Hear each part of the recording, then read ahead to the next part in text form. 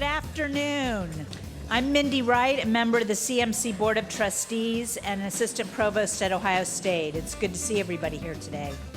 Today, we're pleased to welcome Secretary of State Jon Husted, who will present and discuss the 3 statewide ballot issues for the upcoming November election. Our CMC political season forums are brought to us with support from Hannah News and the Ohio Farm Bureau Federation, represented here by many of their associates. Please help me thank them.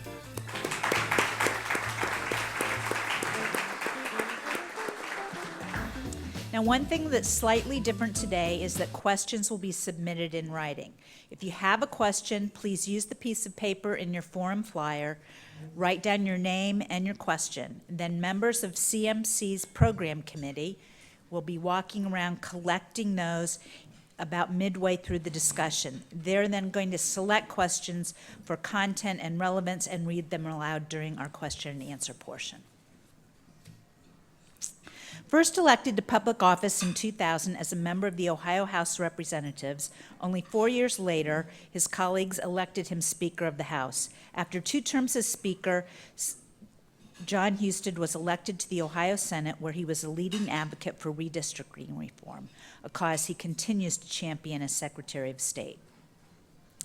Also, as it is football season, we should note that Secretary of State Husted was an All-American defensive back and member of the 1989 Division III National Championship University of Dayton football team.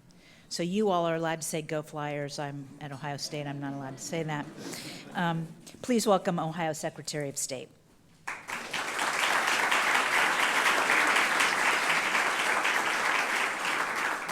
Secretary Husted will make opening remarks and then join Mike Thompson, News Programming Director at 89.7 NPR News and host of WOSU's Columbus on the Record, for the interview of the portion of our program. Secretary Husted, the podium's yours. Well, thank you very much. It's an honor to be here today. I am happy to have the chance to talk about the issues that you will be deciding on here in the near future. As Ohio's chief elections official, obviously we stay pretty on everything that happens. I remind you, though, that this is not the presidential election, all right, that we're going to be, even though that's garnered the majority of the attention, that is still 14 months away. I actually saw Jim Siegel tweet something the other day that said there will be 2 complete high school football seasons that will come and go before the presidential election happens. And I thought that was very humorous, but also true. Now, I will say, though, that as we lament and talk about all of the nonsense that goes on in the reality TV version of the presidential elections that we see out there in America, it's a far better way to elect a president than it is in places like China and Russia. We are very privileged to have the opportunity for self-governance, and we should take advantage of it and enjoy it. But the 2015 elections are right around the corner. Actually, voting starts in 17 days if you are a military or overseas voter. That's when we send ballots out. So this is not a far distant process. It's right around the corner. There will be lots of issues that you will get a chance to decide on in the 2015 November elections. In Columbus, there will be a mayoral race, certainly, that has a lot of people's attention. Those kinds of elections and so forth will be taking place across Ohio. But there will be 3 potential amendments to the Ohio Constitution, issues 1, 2, and 3, that will be before you this November, and that's what I want to focus my remarks on today. I can sum it up by saying that all 3 are about monopolies. The first one, issue 1, is about ending a political monopoly. Issue 2 is about ending private monopolies, and issue 3 is about granting a new monopoly. And I know that there will be a lot of lively discussion over the course of the next few months about how to vote on these things, but there is no doubt, no matter which side you are, which side you take on these issues, the advocates and the detractors all agree that these will have lasting, meaningful impact in the future of the state of Ohio, and which will impact our politics, our economy, our government, our culture for many, many years to come. Issue 1 is redistricting reform. This has been This has been a long time coming for me. When I was elected Speaker in 2005, I actually opposed a ballot initiative that would have done redistricting reform in a partisan manner. We tried to get it done in a bipartisan manner. I've been working on this issue for the better part of 10 years now. So you can see I'm having a big impact. But hopefully we all will have a big impact, in my view, this November. Let me first describe what the process is now for how we draw legislative districts. You elect every 10 years after the census, or every 10 years, what's called the apportionment board, which is the governor, the auditor, the secretary of state, a Democrat from the legislature, a Republican from the legislature. Whichever party wins the majority of the 3 statewide offices has control of drawing the legislative maps. There are some regulations about how they can draw them, but they have a great deal of authority, the apportionment board does, as to how you draw them. And the practical impact is, thanks to our demographic shifts, the way people live, thanks to computer technology, that you can draw districts that favor heavily one party in that district, which means that if it's the Republicans draw it, that the Republican will win that district. If the Democrats draw it, they can make it so that the Democrats win a particular district. But by the time you divide this all up, the vast, vast majority of all of our legislative districts are drawn in a manner in which whichever party they were designed to be drawn for, they basically win, with very little impact from the, or very little consequence from the general election voters. The primary election voters are the ones that are establishing who serves you in the General Assembly. And after, I think we're now in 5 decades of doing it this way, I think that there is a growing consensus from people on both sides of the political spectrum that it doesn't work, that it could be improved. The hard part of that has been finding a proposal that everybody could agree on. And you have one that will be before you in November. It will do this. It will create a 7-member board that will have the governor, the auditor, secretary of state, 2 minority members of the legislature, 2 majority members of the legislature, but it will require at least 2 votes from a member of the minority party to pass any plan, and there are restrictions built around it that minimize gerrymandering, that keep districts more compact, that will make them more competitive, and in my view, improve our democracy. And it passed the Ohio legislature by a vote of 82-8, and in the House, and 28-1 in the Senate. It will be before you as issue 1.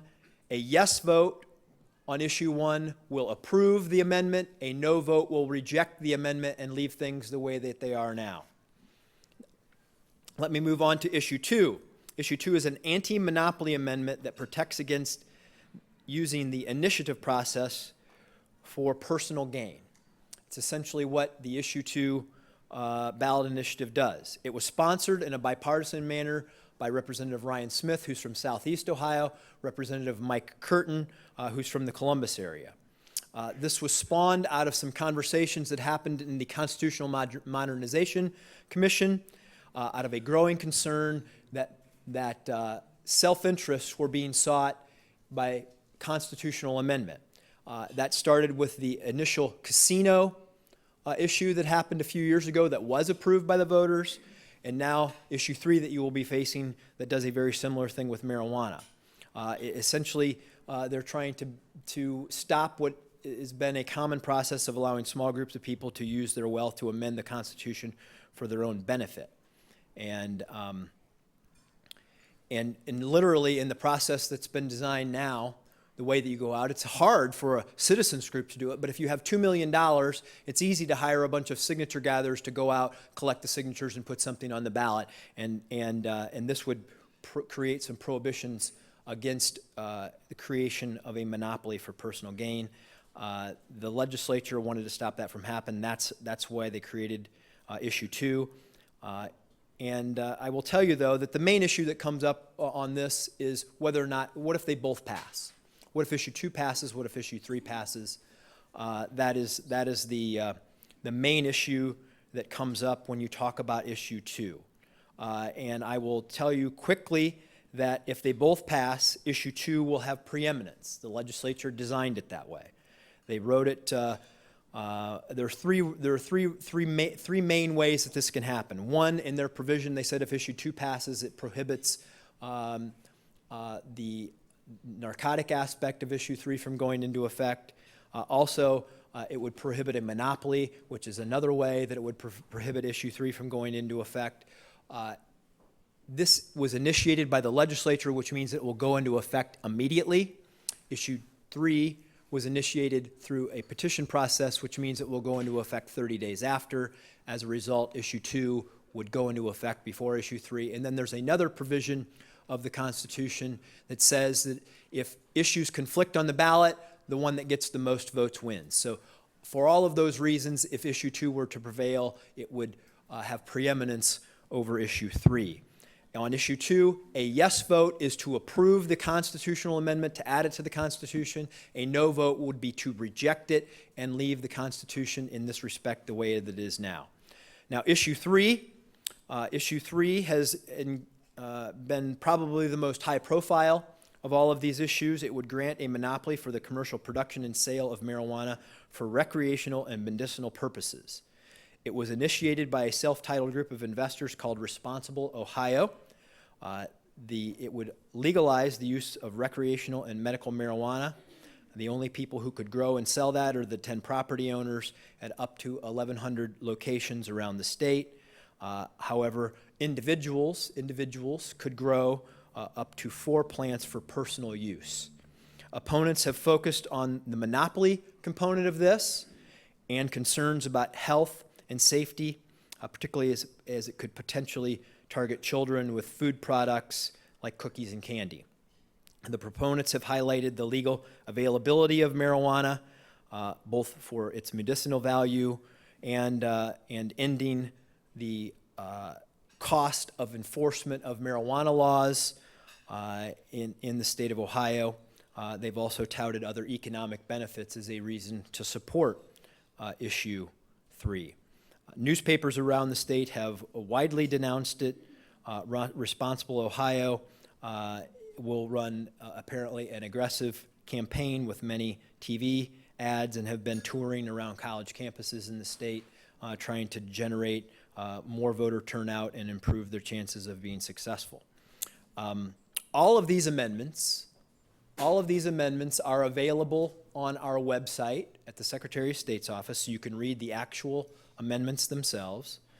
The ballot language is there as well, and the arguments for and against are there as well. It's been up there for a while, and I can promise you we've had dozens of people look at it. But I hope that more will, because this is important stuff, folks. You can have whatever opinion you want about it, but these issues will change the future of Ohio. From a political point of view, there has been no amendment, in my opinion, more than issue 1 that's going to change the culture of how Capitol Square works. Nothing in my lifetime that I've seen will make as much difference in this. And I say that as a former Speaker of the House and somebody who has been in the legislature, who served in the legislature for 10 years. This will change the culture of that institution. Obviously the others will have an economic consequence. They will have a cultural consequence. They will have a health consequence. They will have a law enforcement consequence. Those are big issues. You should spend some time doing your own research and coming to your own conclusions on these. And as the Secretary of State, I have to remind folks that you need to get out there and vote. Sometimes these off-year elections don't generate the voter turnout that perhaps we wish, but even on-year elections, as we call them, and the bigger elections. In the last gubernatorial election, we had only slightly better than 40% of all the voters turn out. More than 100,000 absentee ballots in the last gubernatorial election went out to people who'd requested them and were never returned. They sat right there on their kitchen table or on their nightstand, never to be returned. We had 1,000 poll workers in the last election, more than 1,000 poll workers, who didn't vote. They were at the polls, folks. They didn't vote, okay? And there were 75 elections in Ohio over the last 2 years that have been decided by one vote or tied. 75 for mayoral races, school levies, things that will matter that were decided by one voter tied. I talked to a mayor up in a community in north central Ohio who lamented that he had lost the mayor's race up there by one vote. And then he realized that five of his cousins didn't vote in the election. I'm presuming in his story that they would have voted for him. But the point of the matter is there's a lot of close elections. There's a lot at stake. I hope you will do your homework, and I hope that you will get out there and vote. Thank you.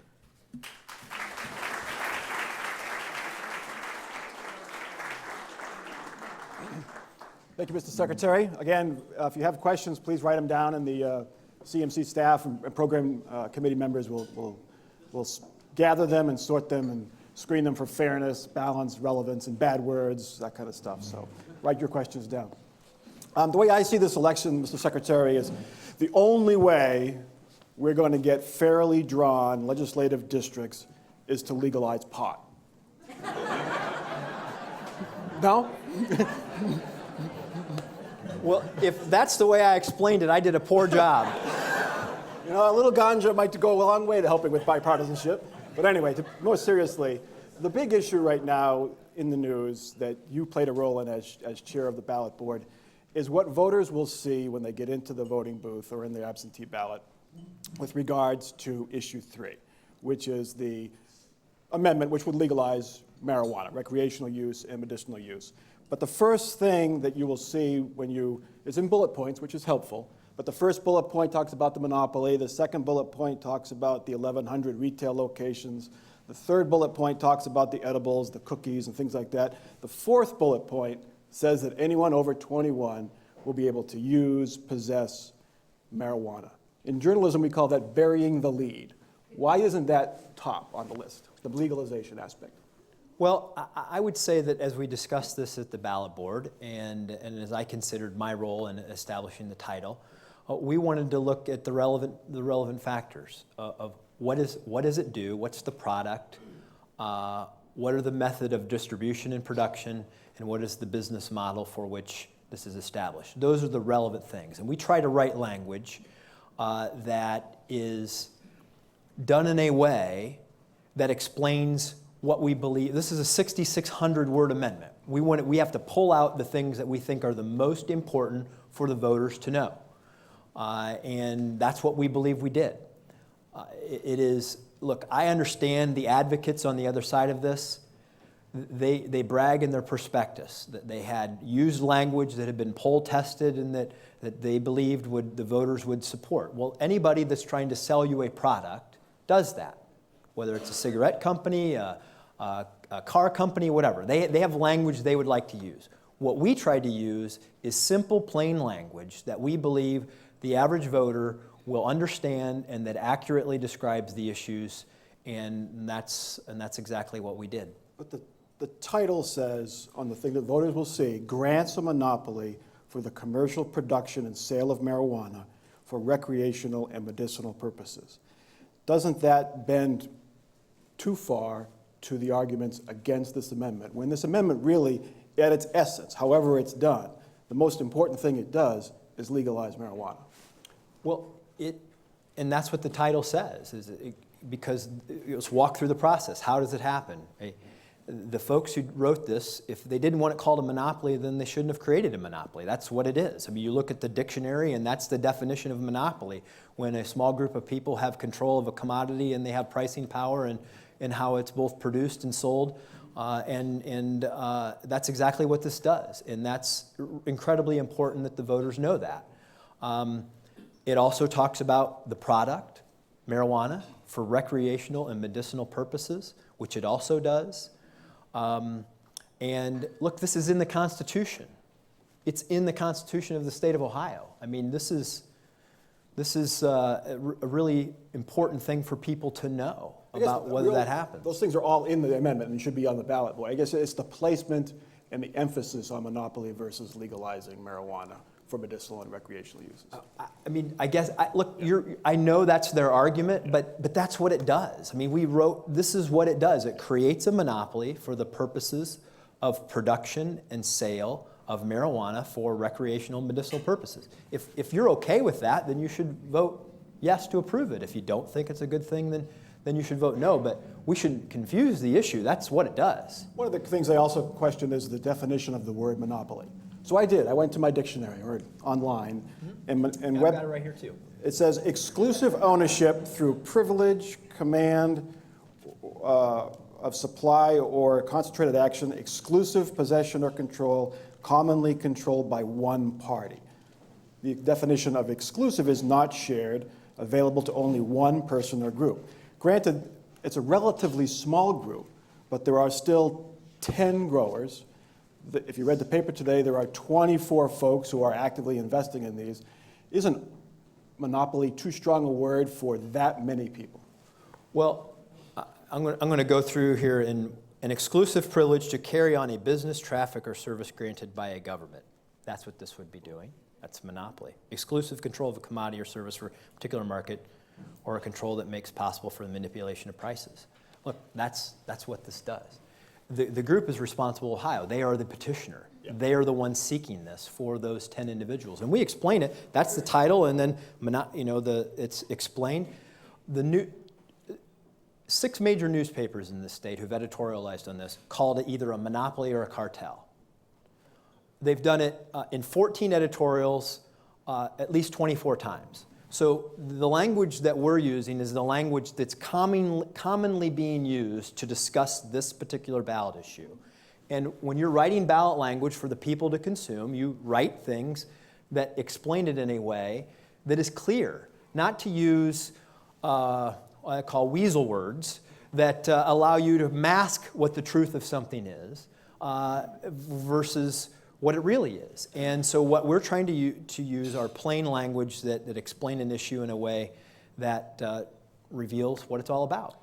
Issue 2 also deals with monopolies. It would, as you described, it would bar narrow private interest from changing the Constitution. I guess the question I've always had is who decides what is a narrow business interest?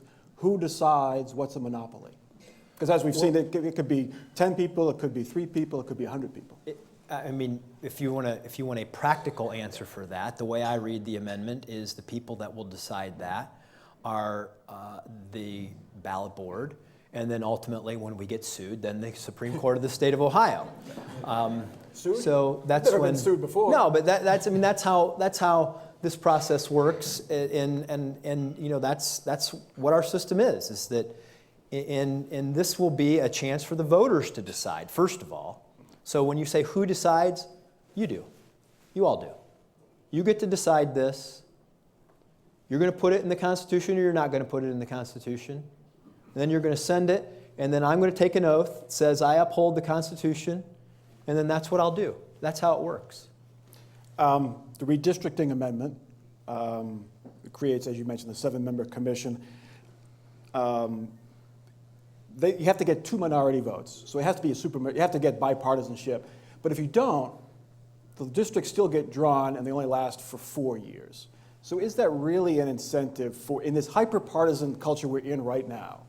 Won't the hyper-partisan folks say, you know what, I'll take the 4 years and keep my seat and keep the districts the way they are so I can get the things I want? I don't believe so, because if they, the tiebreaker provision is in there just so that everybody knows that there is a potential under issue 1 that if you can't come to bipartisan agreement, you could have a tie. And then what is the tiebreaker provision? I never believed that there was a need for a tiebreaker provision because I believe that the public pressure on statewide elected officials is sufficient to do it the right way. And I believe that's the case even when you go to the tiebreaker provision because they'll draw districts. If they can't agree on a bipartisan basis, they'll draw districts. But the first time around that this happens, those same statewide elected officials who drew it will also be on the ballot for re-election at that point in time. So there is as will the drawn districts be before the voters at the same time. So I think it's highly unlikely that you're going to stand for re-election and draw a map at the same time that will be on the ballot at the same time you will be on the ballot that does not reflect a fair redistricting process. But they decided to put a tiebreaker provision in there. That's how the tiebreaker provision works, but I do not believe that we'll ever go to that. And while I recognize there is no such thing as a perfect process, I would stand and argue all day that what we're doing in issue 1 is better than what we have now. You know, anytime you do these issues, people say, well, there's a flaw here, there's a flaw there. Well, you got to compare it to what the alternative is. The alternative is to continue to do it the same way that we've done it, which allows for partisan districts to continue to be drawn, and that's not good. I can tell you that the culture of how the legislative process works is not good when everybody who gets sent there does so from a very partisan district. Because your incentives, look, we believe in market forces. The market forces in politics are to focus on primary voters only in the way we draw districts, and not on the voices of the general election voters. And that has to change, and it won't change until we do something like issue 1. It does not include congressional districts, which are as gerrymandered, if not more so, than the state legislative districts. Do you wish it included congressional districts in this issue? I do wish it did. When I've done this in the past on my own, under my own structures of where I've tried to do these in the past, I had congressional districts involved. I believe congressional districts should be involved. I know why the legislature didn't. I'm happy that we at least have legislative districts. That does have the potential to impact congressional districts, because you remember that congressional districts are drawn not through the apportionment board, but through a bill that goes through the House and the Senate and to the governor's desk.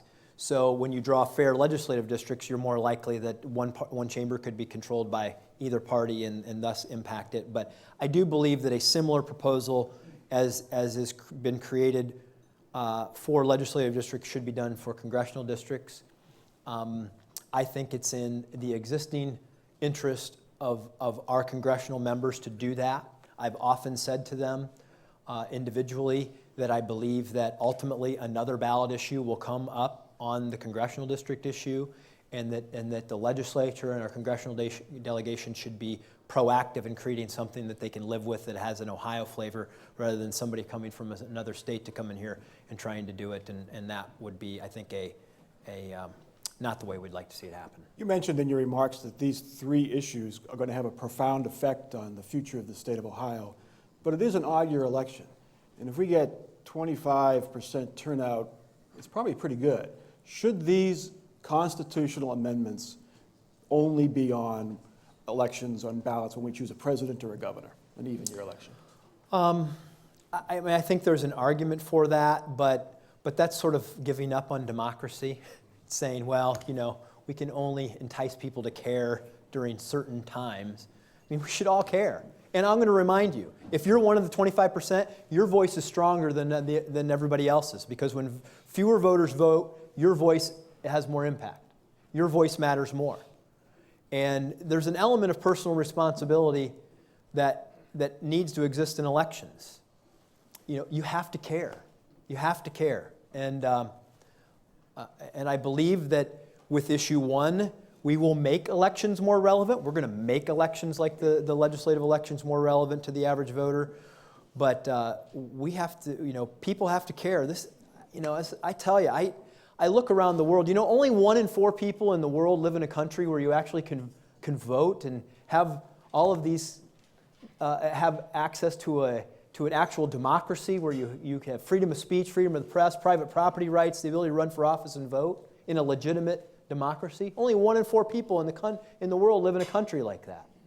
And we have to celebrate that. We have to celebrate these privileges, but we have to care, and it takes some personal responsibility.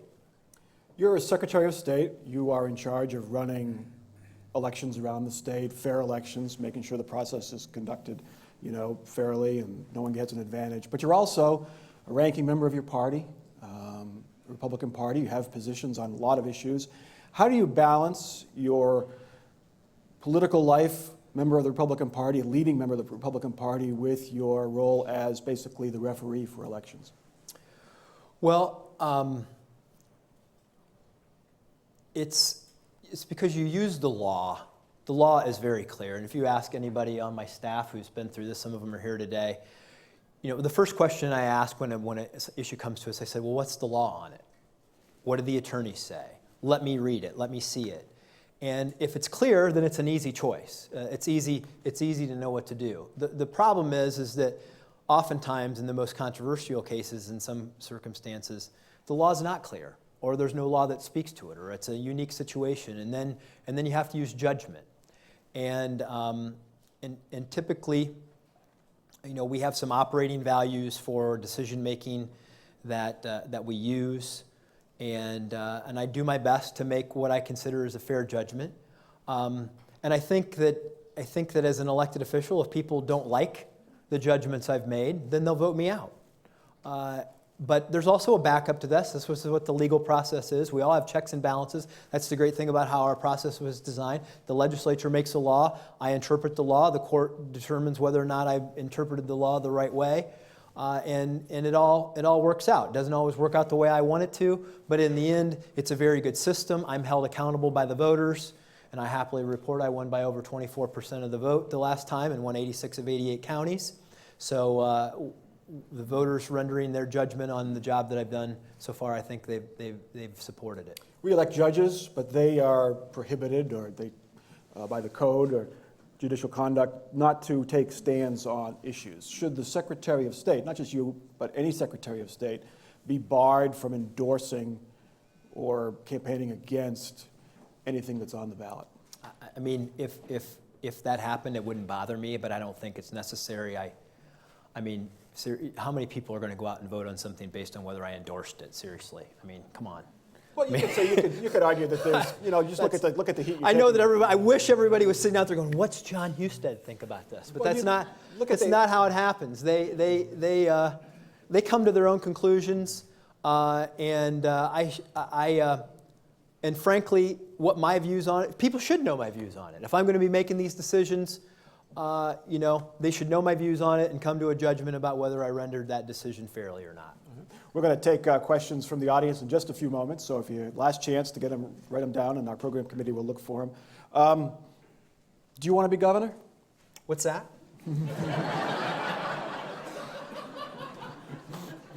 We have 2015, 2016. Let's wait for 2018 to come, and we can talk about it at a future set. Well, that's the campaign. Do you want to be governor?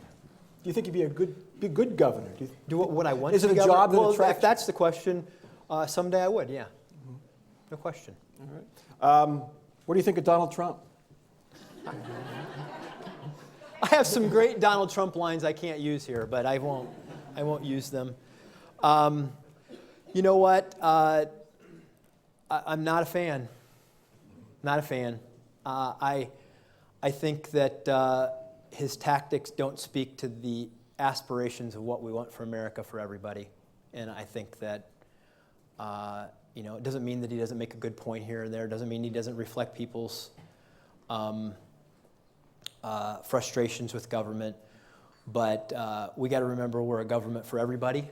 And we need to be talking about how we lift everybody up. And I think the Republican candidate needs to be somebody that is an aspirational figure. Do you worry that he's damaging your party's chances next year? I don't worry about that because I believe in democracy, and I believe in the end that these issues will work themselves through. You know what? Sometimes it's good in democracy for people to get their anger out. And so there is anger out there about some of these issues, and Donald Trump makes good points about a few issues that represents the anger that exists in the country. So I don't want to dismiss that. But I do believe in the end that these issues, we can work through these issues. But we should have candid conversations about them, and not sometimes. I've been tough on him. Sometimes you need to use language that speaks clearly to people so that they know what everybody's talking about. And the fact that a lot of people do support him, though, reflects that frustration and anger is out there. And we should listen to that. But we also have to be a lot less strident in how we react to people. All right, let's go to our audience questions. Great. Thank you for being here, Secretary.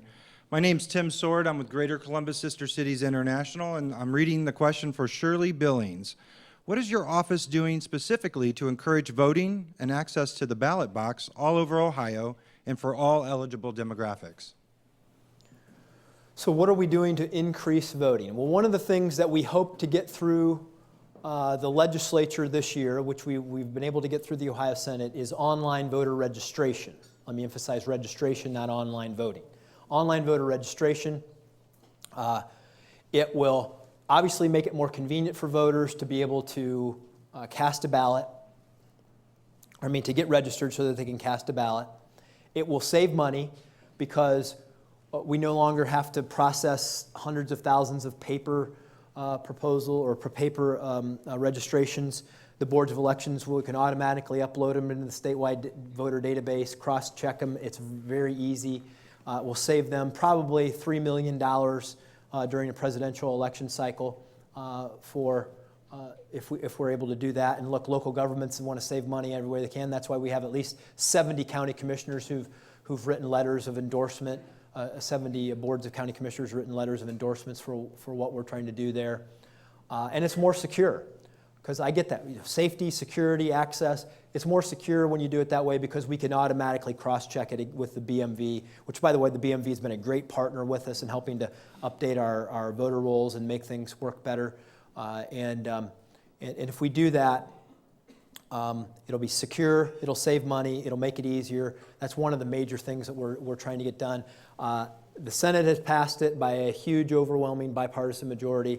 I spoke with the Speaker of the House the other day, and he indicated that he thought it would be something that they would be able to do this year. He's just got a few things to work through with his caucus, which I respect and understand, having had that job once.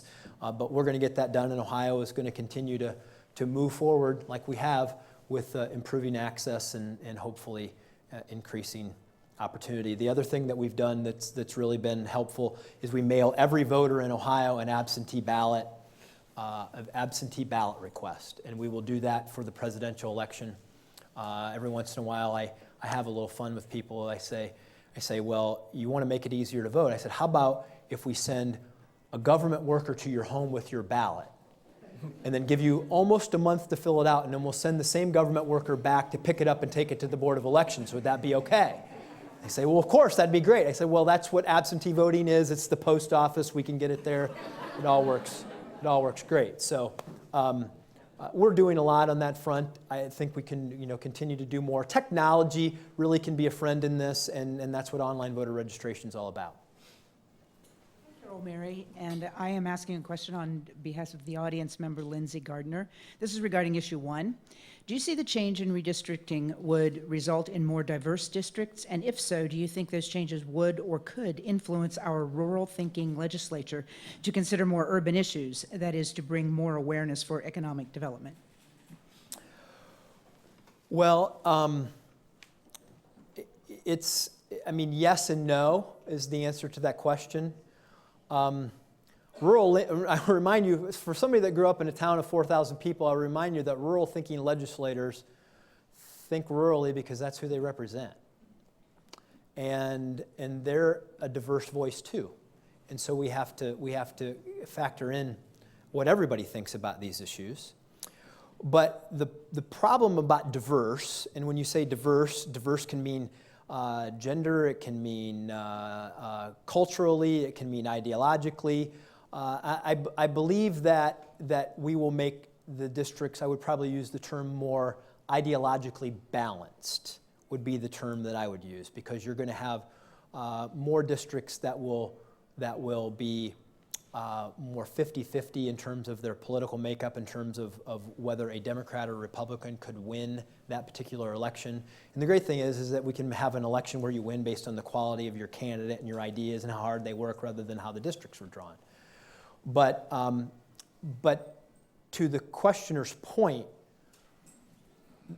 if you feel right now that you're a voice that's not being representative in the legislative process, then this will add to your voice because it will create more balance among those districts, so that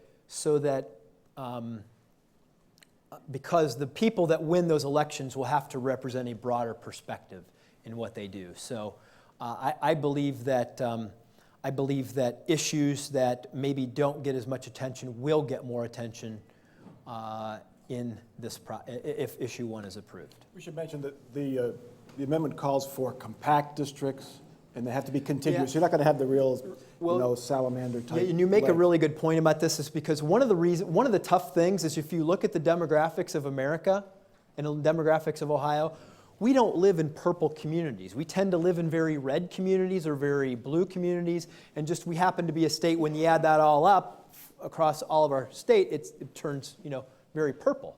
But people tend to live very segregated in the way that they vote. Socioeconomically, racially, people tend to live around people that are like them. If you look at the demographics, I think this is a problem, much bigger problem than redistricting, and that's why Americans, I remember going to during the last presidential election, and you go to some communities and nobody believed that anybody was voting for Barack Obama. And then you go to another one and nobody believed that anybody was voting for Mitt Romney. And in those communities, that was true. But they didn't interact with each other. They don't interact with each other in many cases, and that's why we don't understand each other as well as we probably need to solve a broader array of problems. I'm Kermit Whitfield, and I'm asking a question for Melanie Houston. The question is, would you please speak to what gives the Secretary of State the authority to invalidate recent charter amendments and local ballot initiatives in Athens, Meigs, and other counties in Ohio? Sure. That's what the folks outside are Yeah, protesting. I know. And, So they don't follow you around? No? They have. I'll go get my picture with them later. The Constitution, the law, is what gives me that authority. And for those of you that don't know what this is really around the issue of fracking, and that there are groups that want to amend either municipal or county charters to give them the authority to prevent fracking from happening in those particular communities. The problem is, for that approach, is that the General Assembly many years ago put the authority for regulating this in the hands of the state. That was challenged under the same provision of municipal or local control before the Supreme Court. The Supreme Court upheld the Ohio law in this particular case, and thus the municipal or county charter ordinances are not valid under the Ohio law or the Supreme Court rulings, and so it is on that basis that we made the decisions to invalidate them. However, I will give some instruction right here. That doesn't mean we took the democratic process away from them. They just need to use it in the proper venue. And the proper venue for that is before the legislature, who created the law, or you could use the initiative process to take the issue to all of the voters of the state of Ohio. You just can't do it county to county. Again, Tim Sword reading for Greg Overmeyer. What happens to the casino monopoly if issue 2 passes? Great question, Greg. And I will tell you that nothing, because it is a forward-looking provision.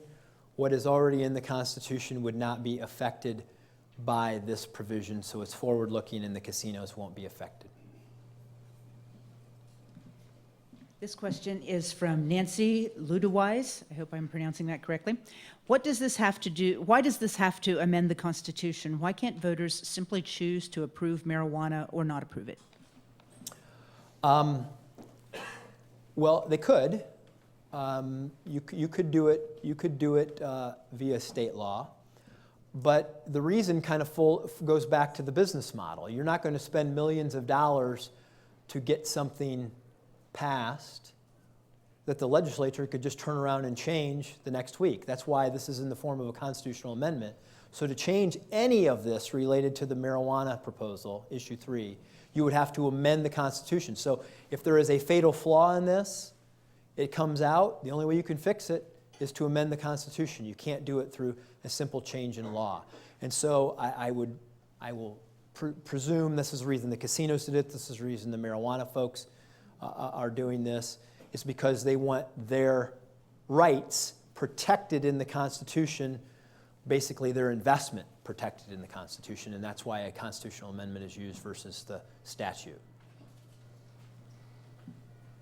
Kermit Whitfield again asking a question for Jane Scott, the president of CMC. What are your thoughts about term limits? Term limits. I got to the legislature only because of term limits, because I promise you the person that was there before me, he was a good legislator. He would have loved to probably stay and would still be there if there weren't term limits.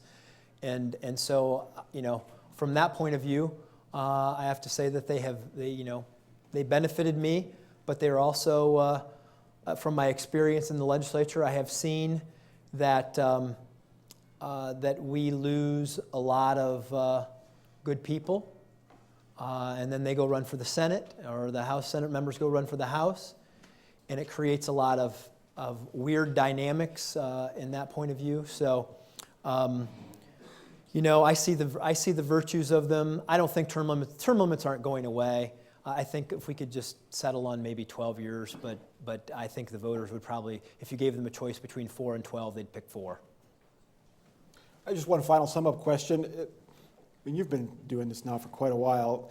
Is this the best way to run elections, the system we have now, where it's local boards run the elections, you oversee them, you have to rule on things like the fracking issue that causes controversy, you've been sued many times.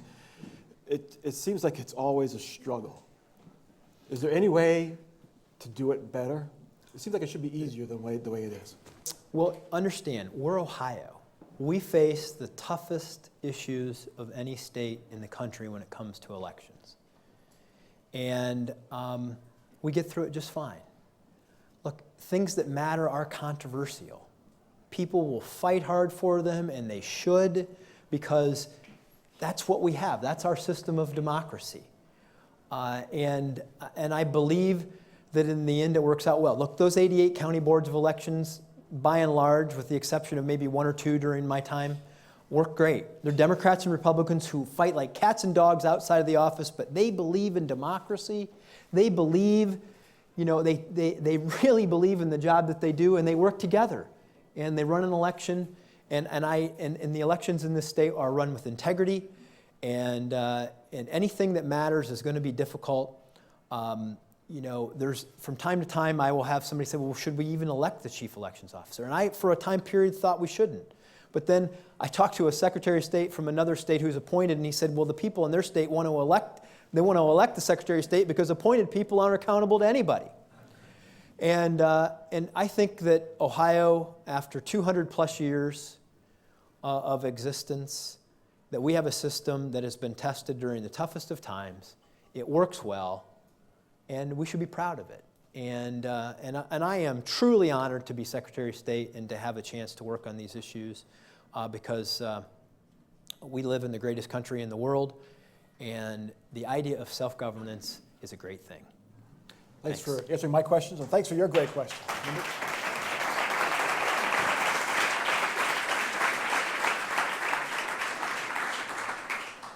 I hope you all enjoyed today's forum. We encourage you to continue the conversation in the lobby with coffee and the really, really good cookies.